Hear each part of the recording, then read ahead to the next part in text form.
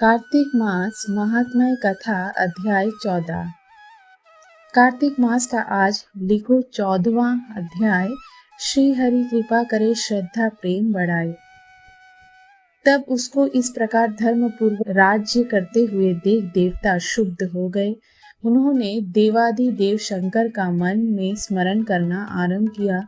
तब भक्तों की कामना पूर्ण करने वाले शंकर ने नारद जी को बुलाकर देव कार्य की इच्छा से उनको वहां भेजा। शंभु भक्त नारद शिव की आज्ञा से देवपुरी में गए। इंद्रादि सभी देवता व्याकुल हो शीघ्रता से उठ नारद जी को उत्कंठा भरी दृष्टि से देखने लगे। अपने सब दुखों को कहकर उन्हें नष्ट करने की प्रार्थना की। तब नारद जी ने कहा, मैं सब कुछ जानता हूँ, इसीलिए अब मैं दैत्यराज जलंधर के पास जा रहा हूँ। ऐसा कह नारद जी देवताओं को आश्वासित कर जलंधर की सभा में आए। जलंधर ने नारद जी के चरणों की पूजा कर हंसते हुए कहा, हे ब्राह्मण, कहिए आप कहाँ से आए हैं, यहाँ कैसे आए हैं? मेरे योग्य जो सेवा हो उसकी आज्ञा दीजिए।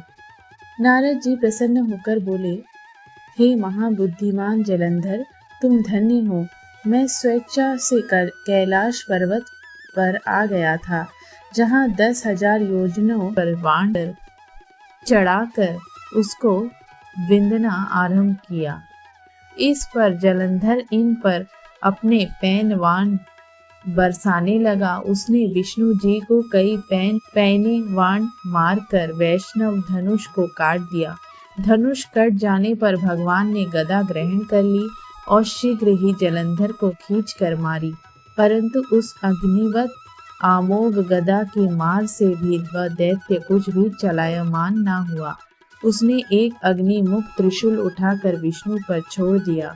विष्णु जी ने शिव के चरणों का स्मरण कर नंदन नामक त्रिशूल से उसके त्रिशूल को छेद दिया। जलंधर ने झपट कर विष्णु जी की छाती पर एक जोर का मुष्टिक मारा।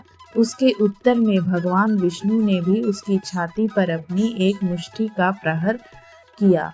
फिर दोनों घुटने टेक बाहुओं और मुष्टिकों से बाहु युद्ध करने लगे। कितनी ही देर तक भगवान उसके साथ युद्ध करते रहे। तब सर्वश्रेष्ठ मायावी भगवान उस दैत्यराज से मेघवाणी में बोले, रे रण दुमर्द दैत्य श्रेष्ठ, तू धन्य है जो इस महायुद्ध में इन बड़े बड़े आयुधों से भी भयभीत ना हुआ। तेरे इस युद्ध में मैं प्रसन्न हूँ, तू जो चाहे वर मांग। मायावी विष्णु की ऐसी वाणी सुनकर जलंधर ने कहा, हे भावुक, यदि आप मुझ पर प्रसन्न हैं तो यह वर दीजिए कि आप मेरी बहन तथा अपने सारे कुटुंबियों समेत मेरे घर पर निवास करेंगे। नारद जी बोले। उसके ऐसे वचन सुनकर विष्णु जी को खेद तो हुआ, किंतु उसी क्षण देवेश ने तथास्तु कह दिया।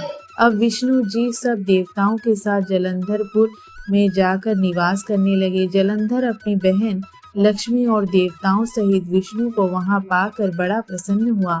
फिर तो देवताओं के पास जो भी रत्नादि थे सबको लेकर जलंधर पृथ्वी पर आया। निशुंभ को पाताल में स्थापित कर दिया और देव दानव यक्ष गंधर्व सिद्ध सर्प राक्षस मनुष्य आदि सबको अपना वंशवर्ती बिना त्रिभुवन पर शासन करने लगा। उसने धर्मानुसार सुपुत्रों के समान प्रजा का पालन किया। उसके धर्म राज्य में सभी सुखी थे। कार्तिक मास महात्म्य कथा अध्याय 13 इति। ओम नमो भगवते वासुदेवाय नमः।